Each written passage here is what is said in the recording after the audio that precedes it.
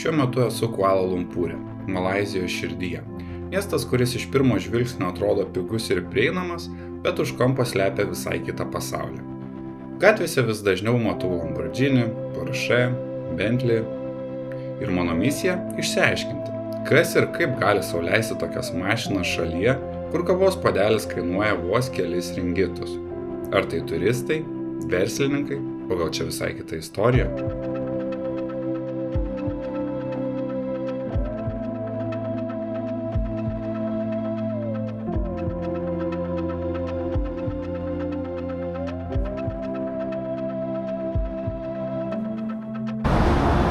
Prieinu prie pirmos mašinytės ir čia tiesiog Honda Civicas.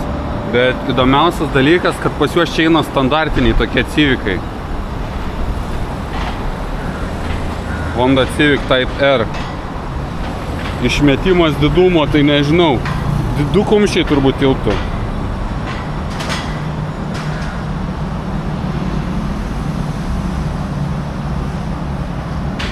Realiai, atrodo žiauriai gražiai. Kažkaip Lietuvoje neteko matyti būtent tokio, bet čia labai daug Civicų. Kuala Lumpūras – vienas sparčiausiai augančių miestų pietryčių Azijoje.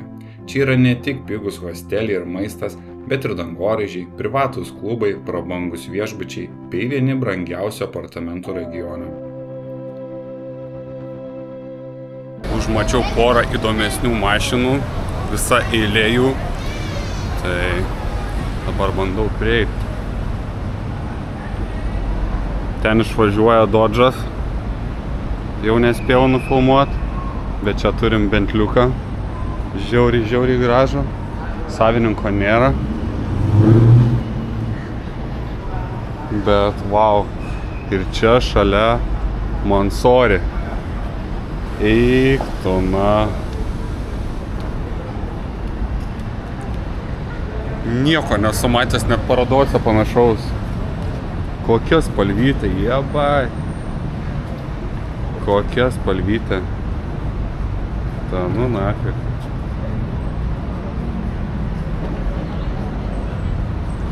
Va čia tai mašinytė. Kaip gražiai nupurkšta spalva. Eik, sumakit. Negaliu atsigrožėti šitą mašiną. Taip norėčiau, kad ateitų savininkas dabar. Duslintuvai kokie. Eik, na. Žiauriai gaila, kad nėra savininko. Čia prie Rolexų parduotuvės. Pabandysiu gal pasižiūrėti, gal dar čia kažkas įdomesnio atvažiuos. Nes tokia biški fancy vieta. Prie pat Petronas Towers, kur buvo aukščiausi bokštai iki 2004 metų. Tai čia tikrai nemažai atsirenka, atvaro kažkokių, oh my god, kažką vėl matau. Nu ten Dodžas, bet jisai jau toj pravažiuos.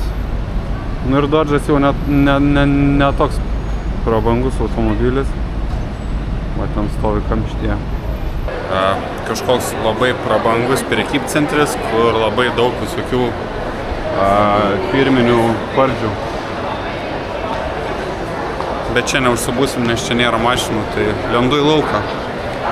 Jaučiu čia požeminiam parkinge, kas darosi, tai kosmosas, bet gal netgi reikėtų pabandyti ten kažkaip nusigauti. Einu susirasiu liftą ir pažiūrėsiu, kur yra požeminis parkingas. Panašu, kad parkingo čia iš vis nėra. Pačioj tiesiog kažkokios pardės. Ir nieko nėra su paraidėlė, tai čia gal parkingas kažkur, nežinau, lauke, kažkur visai atskirai. Va, atvažiavo tos Dodžas, buvo išvažiavęs. Nu, toks irgi neblogai užtininguotas. Atrodo tikrai gražiai.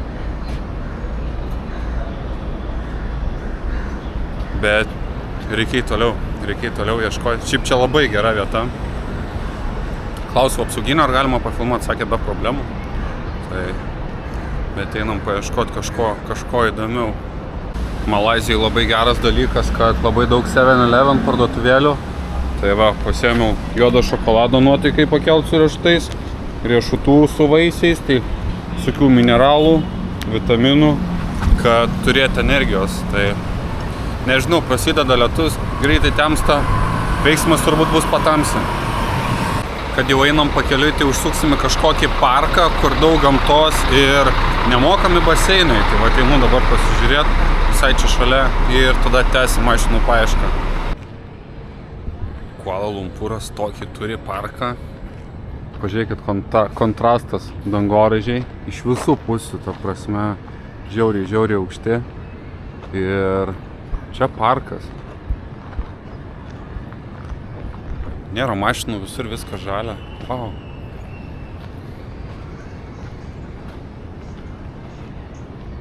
Žmonės bėgioja, ratukai sportuoja. Turėtų būti kažkur nemokamas baseinas, tai dabar bandau nueiti jo. Oh my god, čia iš tikrųjų yra baseinas. Eik tu sau. Eik tu, na.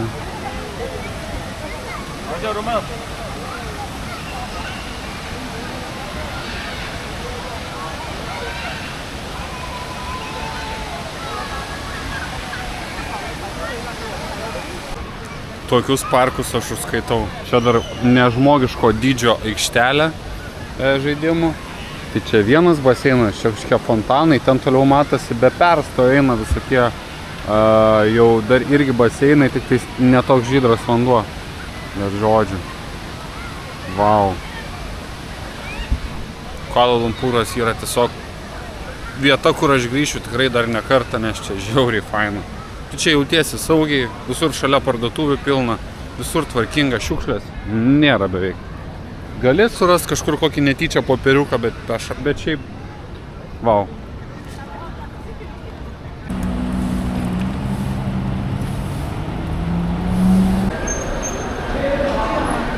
Čia tiek visko daug, kad tiesiog sunku susikaupti tik ant mašinų. Ir dabar greit nulėksiu dar į vieną vietą, nes tiesiog prie pat buvau. Eik tu sau. Atvykau į kažkokį povandeninį pasaulį. Vau, iškart pirmas dalykas yra piranijos. Pirmą kartą matau gyvai piranijas, žiauriai didelės. Eik tu sau.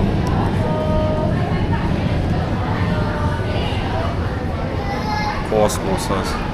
Jaučiu, čia bus žiauriai įdomu.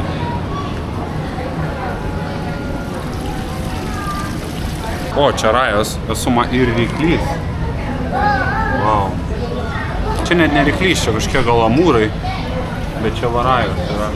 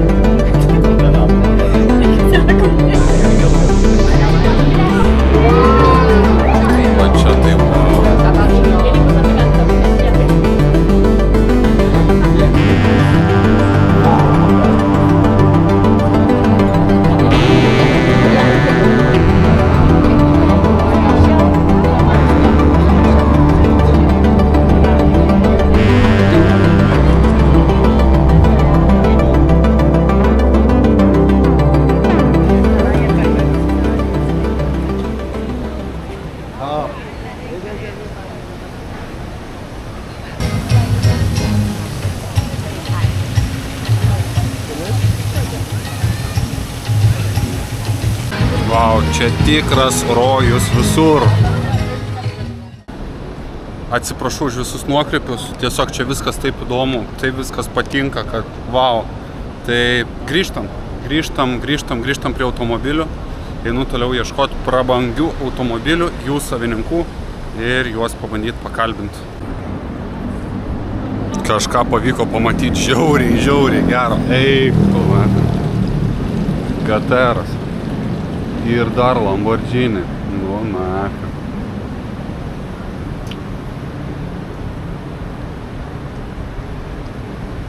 Hello. Can I make a video? Dalis šių automobilių priklauso vietiniams verslininkams. Malaizija turi stiprią verslo klasę, ypač nekilnojamo turto, technologijų ir importo srityse. Žiauriai gaila, kad nėra čia tų savininkų. Nu, prie viešbučio čia stovėti ir laukti irgi biški durnas dalykas. Tai jaučiu nelauksiu, bet wow. Kitos mašinos registruotos įmonėms, tai tampa ir statuso simboliu, ir investicija. Taip pat čia netrūksta užsienio milijonierių – kinų, arabų, singapuriečių, kurie perka, nuomoja ar laiko automobilius čia dėl mažesnių priežiūros kaštų nei Europoje.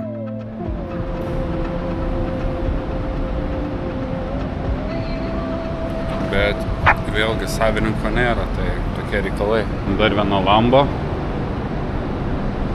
ir be savininkų.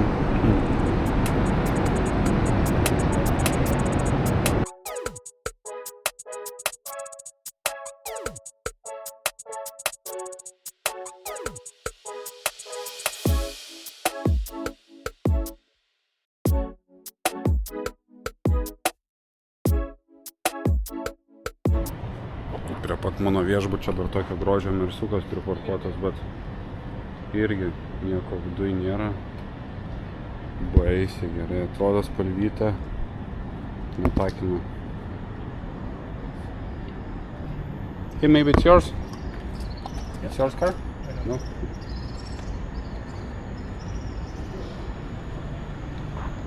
Nu ką, nu gaila. Žiūrėjau, biškį pradėjo pasiėmiau nesąmonių. Biškį apdovanot save po sunkios dienos ir grįžti viešbutį. Malaizijoje pigus maistas ir viešasis transportas, bet tai nereiškia, kad čia nėra pinigų. Priešingai, šalyje labai stipri turtingųjų klasė. Dėl pigesnės darbo jėgos, mažesnių mokesčių ir aktyvios prekybos kai kurie žmonės čia uždirba milžiniškas sumas. Tai sukuria paradoksą. Vienoje gatvės pusėje žmogus valgo už $2, o kitoje stovi automobilis už 300 000.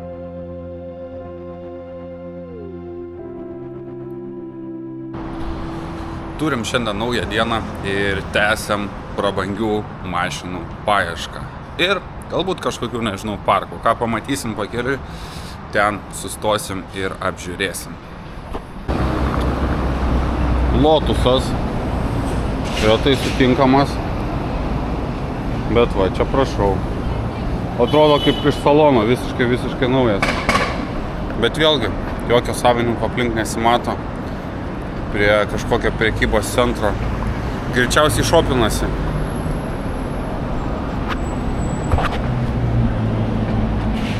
Kosmiškai atrodo iš tikrųjų. Karočią, kur aš papuoliau. GTR-as, Urusas. Ten Gelikas stovi. Čia išvis Ferraris, Porsche'as, Lamborghinis baltas ten toliau stovi, BMW'as, Gelikas, Taycanas. Eik tu sau, ta prasme, čia radau kažkokį išėjimą, kur labai daug prabangių mašinų, bet jaučiu atsikratyti šito kokoso pirmiausia. Lemba, šiaip daug prabangių mašinų, bet kaip matot, nėra niekur vairuotojų. Jeigu čia kažkas dabar prieitų, ateitų, tai wow būtų. Bet čia gal dėl grožio užstatytos, nes tarkim, daug prabangių mašinų užstatytos iš vis. Porą tik tai čia šone stovi. Pavyko rasti mašinų parkingą, tai ką žinau, kol kas tiesiog Taycaną matau.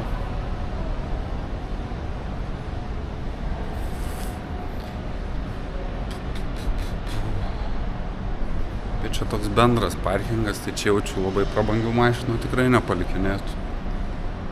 Bet vis tiek, Porsche yra tikrai nemažai. Net nefilmuoju, bet tikrai nemažai. Teslos stovi visokios.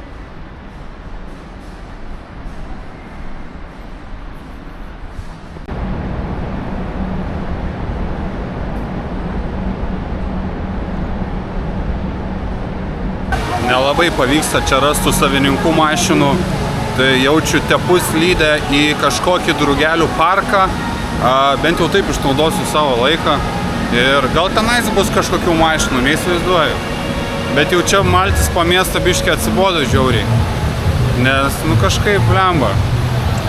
Arba nėra tų savininkų, arba pravažiuoja greit ir nėra taip, kad tiesiog stovėtų ir čilintų prie tos mašinas.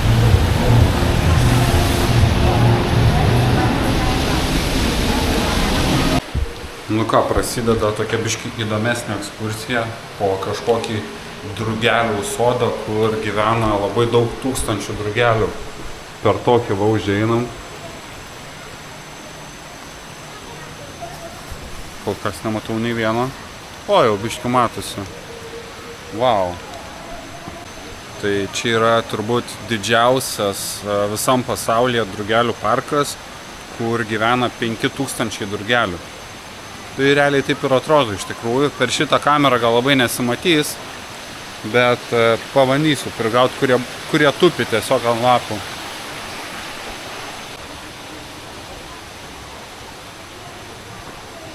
Tai bandykime eiti. Bandykime ieškoti drugelių. Kol kas skraido. Va, jau matom, vienas bando nutupt. Tokių va, biškį bijo. O. Kažkoks vienas čia irgi laksto. Teritorija tai milžiniška šiaip.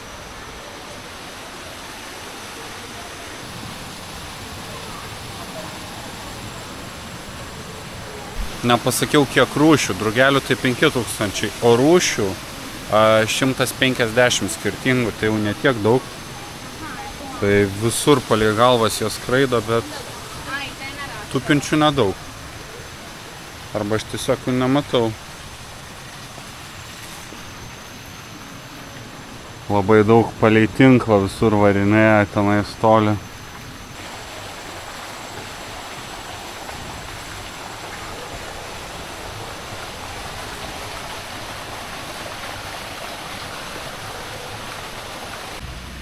Kas čia per demonas, kokio jis dydžio. Realiai beveik kaip mano telefonas dydžio. Pažiūrėkit telefonas kokio dydžio ir jisai.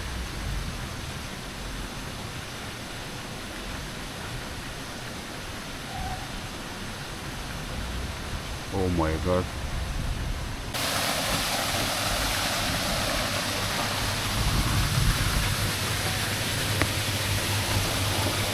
Čia prie manęs prisiplakė ne vienas.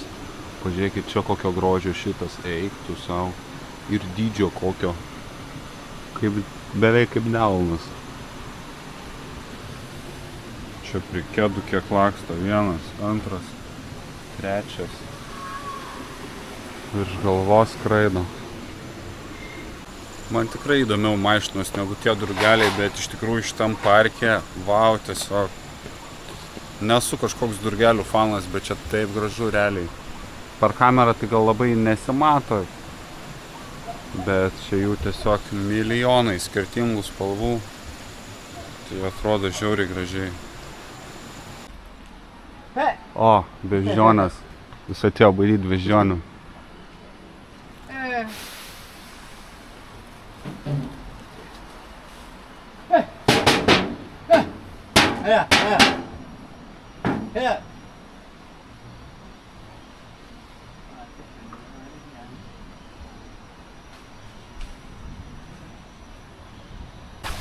Žodžiu, Kuala Lumpūre yra tiek veiklos, kad net savaitės neužteks.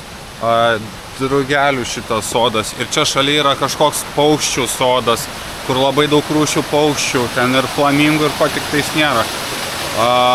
Botanikos sodai visokie, parkai, baseinai nemokami. Čia galima vardinti ir vardinti, kiek čia visko. Visokių uolų yra, kur aš net nevariau, nes... Wow, kas čia? Labai daug kažkokių. Nespėjau nufilmuoti. Bet kažkoks čia gyvūnas krūmuose dabar.